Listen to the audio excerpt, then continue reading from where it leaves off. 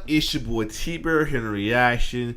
Today is Music Monday, and we're gonna finish up with some direct production with another What Happened Was. So last week I did it with one of the earliest dolls that was overlooked by a lot of users as it was given for free, and that was Fruity Loops, aka FL Studio.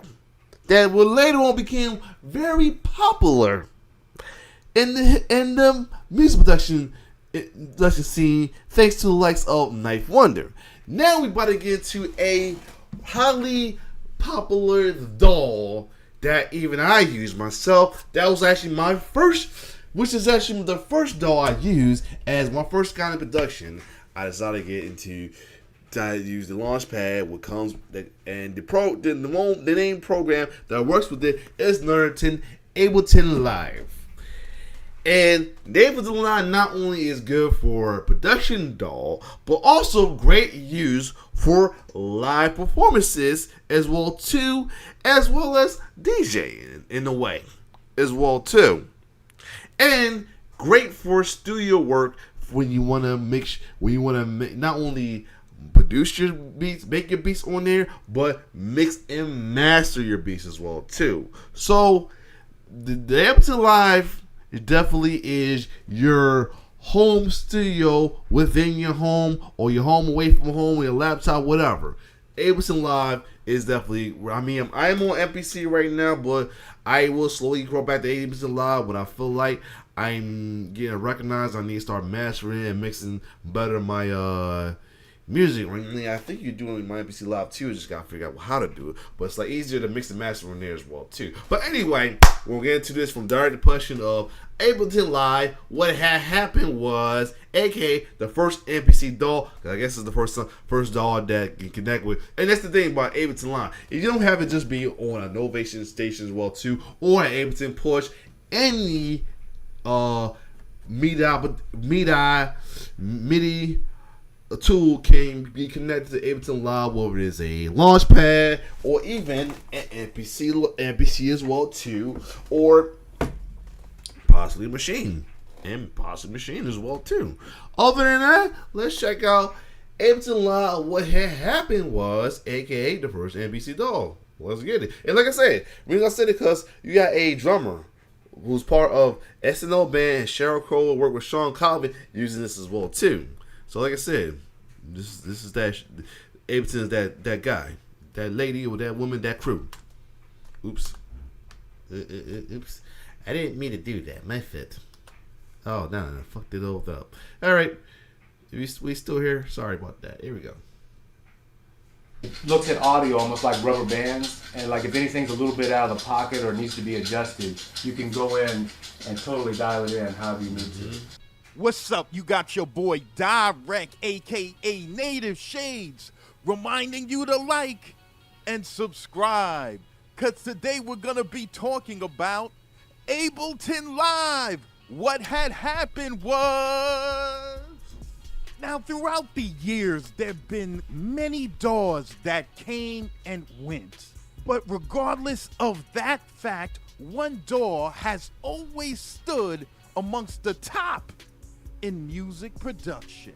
Well, let's start by telling it through the eyes of. And not only that, as I mentioned, if you watch a lot of my Rhythm Roulette, a lot of artists, a lot of producers on there use Ableton as well too. Whether they using an MPC or not, or a keyboard, they use Ableton Live to do their sample and their beats as well too. Some may use FL Studio, but majority of them use Ableton Live. Not to mention that as well too.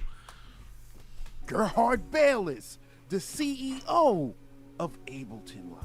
So Gerhard grew up in Munich, Germany, known for its century-old buildings and Oktoberfest. Anyone thirsty? So Gerhard was doing what any young kid was doing in Munich, Germany at the time. Jamming out to the funky sounds of ABBA. Yes, songs like Dancing Queen and I Do was ringing out in Gerhard's head. But then something phenomenal in Germany occurred that changed everything for Gerhard.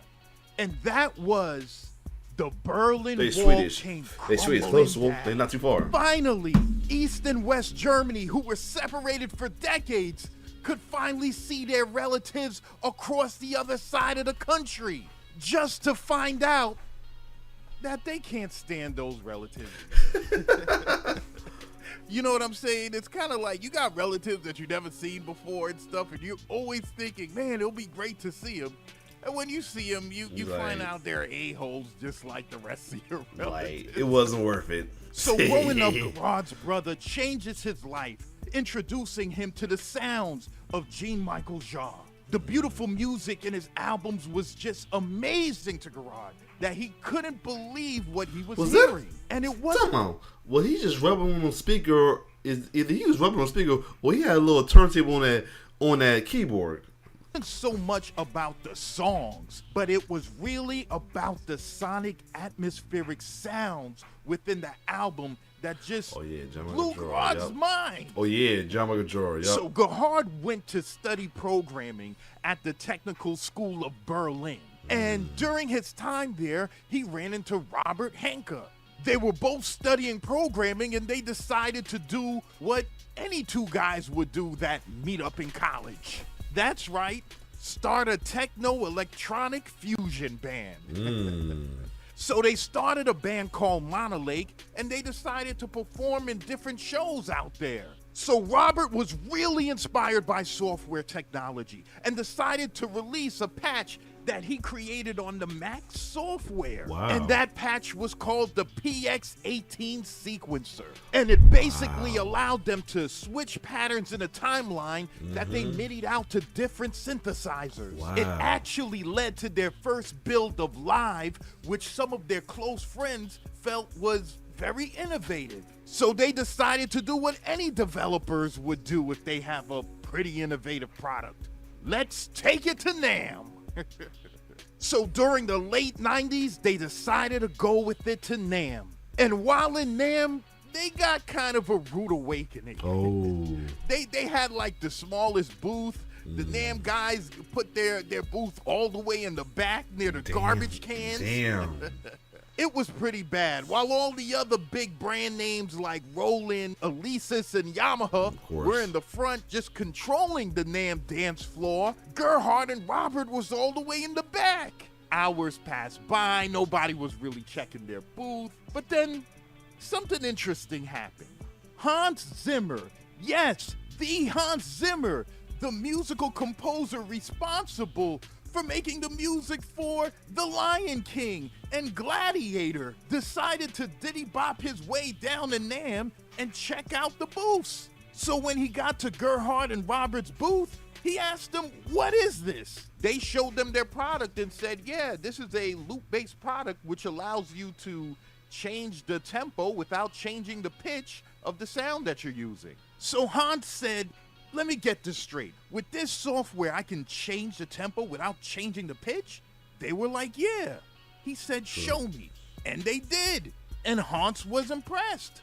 And then after Hans walked away, all of a sudden, everybody started surrounding the booth. And from that moment, fast forward to 2001, and Gerhard, Robert, along with Ben Rogendorf, another talented developer, decided to release a product that is now legendary in music software production.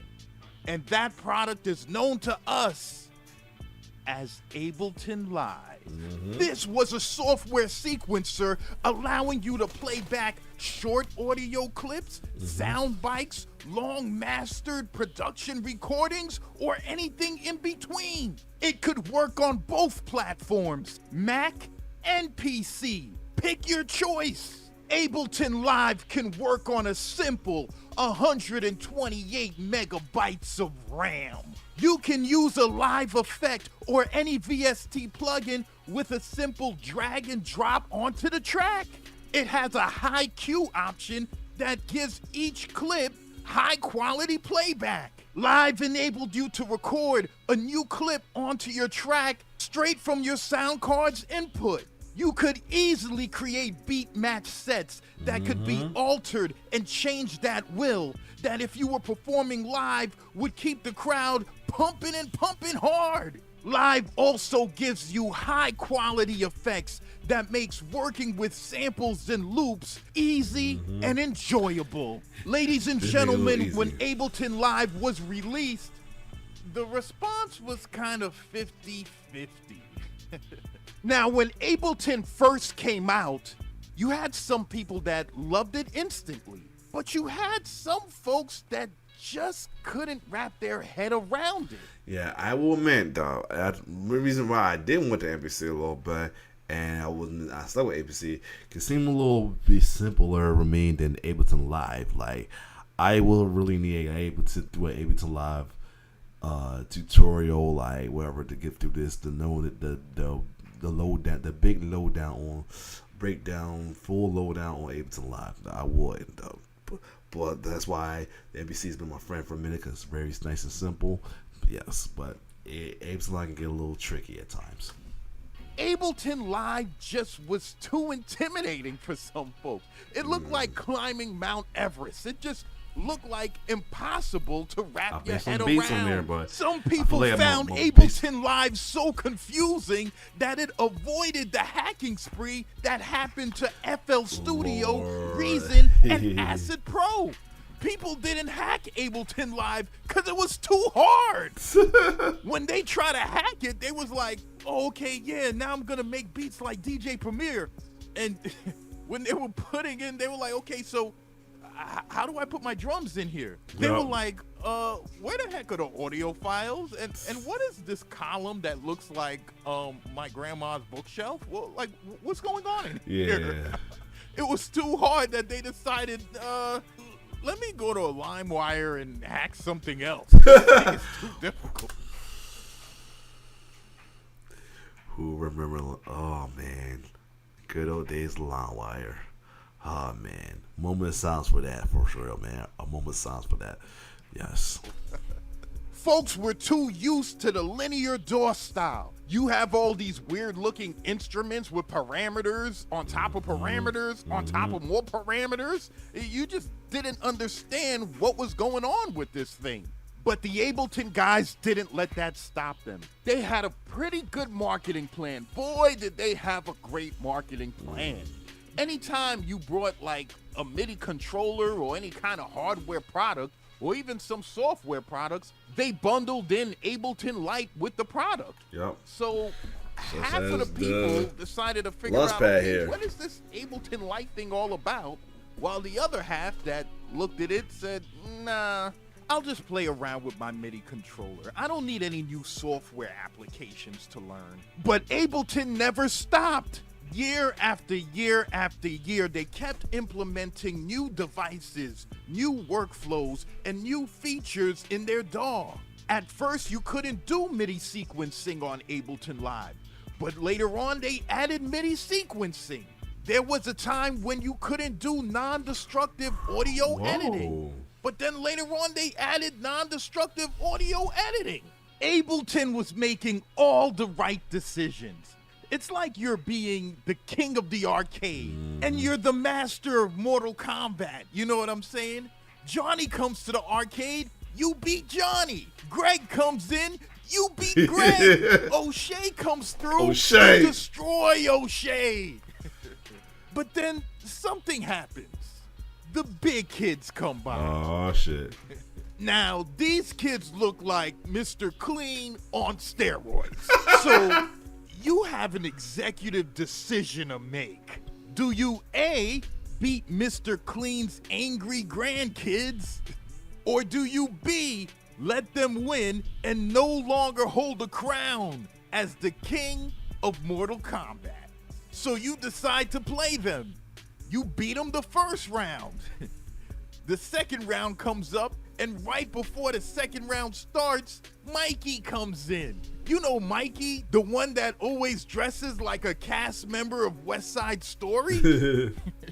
Yeah, that guy. He comes in the arcade, and you're like, oh, hey, great, Mikey, come through. You want to play? Mikey's like, yeah, man, I've been waiting to play all day. You're like, yeah, here you go. So Mikey beats the kids, and later on finds out Wu-Tang Clan ain't nothing to act with. That's how Ableton Live was making all the right decisions. Now, the workflow of Ableton is like this. I don't know. It's too crazy. I don't know the workflow. Help me. I'm just kidding. The workflow of Ableton is like this. Now, you got these columns on your main page, right? They look like stacks of bookshelves. The column going down is sort of like your sequence. So that's all the parts that's making your sequence. So when you make a sequence and it has your kick, your snare, your piano sound, your bass, you know, that whole sequence, that's what you got going down. The column going across are your tracks. Okay, so that first column is track 1 on that first section, followed by track 2, track 3. That's what you got going across. Okay, so now you know your tracks and your sequence. Now, when you drag in a file like an MP3 or a WAV file, your song, when you drag it on the track, down below shows basically that file. What you can do is you can make a loop region, and with that loop region, just go to different sections of the song, of the file, and it will loop. So whenever you click the play button on one of these tracks, it will play that loop section. And if you move the loop section, if you go down to the bottom of the screen and move the loop section, that play button will play that new section that you got your loop on. And they call those clips. When you press play on a clip, it's gonna play that loop section of some track. And that's pretty much it. If you want to throw a certain instrument or a plugin on your track, just go to the left of the screen, choose the plugin or instrument, and just drag and drop it on the track and get the tweaking. So that's pretty much the concept of Ableton Live. Now, if this is all confusing to you and you're like, oh, that kind of sounds like a lot of stuff, don't worry about it. Just click on the arranger page, and on the arranger page, it allows you to use Ableton as a conventional linear DAW. You know, just like you would on Pro Tools or Studio One. You pretty much could do the same thing. So when Ableton Live came out, it was about $219. And folks did purchase it. It was one of the few DAWs out there that was solid and stable, to a point that DJs chose Ableton Live as their weapon of choice for a DAW, using it in their live performance. The Ableton Live clip launching feature just made it real easy to set up your loops and set up your different sounds and songs and just play them with a click of a button. Many famous producers used Ableton Live. The list goes on and on, from DJ Jazzy Jeff to Ski Beats to Diplo to Daft Punk to Richard Devine to John Hopkins to Gene Michael John to Young Guru. You name it, they used it. Ableton Live throughout the years won many awards for its stability and just creative progress. Ableton really developed itself to one of the best software production communities out there. And Ableton even offered a lot of employment opportunities for its users. You could become an Ableton licensed teacher. They donated their products like the push to different schools out there, and had programs that if you returned the push, they would send it out to a school of need and basically keep you up to date with what's going on with your refurbished push. So something that you used probably a decade ago, now you can see a kid overseas in another country using your push and getting busy. So yeah, ladies and gentlemen, that's Ableton Live. What had happened was... So this is your boy Direct, aka... Yup, and there you have it though. Ableton Live would be the, as you see the push right there, but yeah, Ableton Live was definitely installed to use not only for production and everything, but also used for live performances as well too. The good rearrangement side was a good use as well too. That I have made use of it as well too to help me get through it though.